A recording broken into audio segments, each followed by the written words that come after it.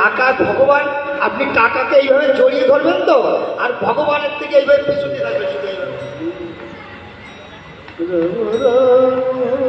আর টাকাকে পরিত্যাগ করবেন, পার্থিব জগতের অর্থকে পরিত্যাগ করবেন, পার্থিব জগতের ধন সম্পদ থেকে পরিত্যাগ করবেন। ঈশ্বর আপনার কাছে আস্তে আস্তে তিনি এগিয়ে আসবেন, আপনার আসতে হবে।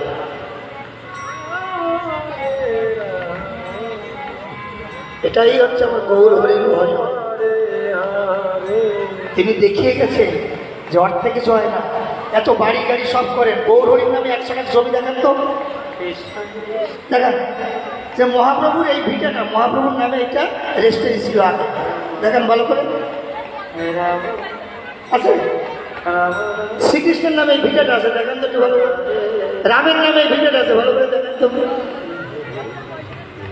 আমরা যারা ভজন করবো তার নাই সঙ্গ।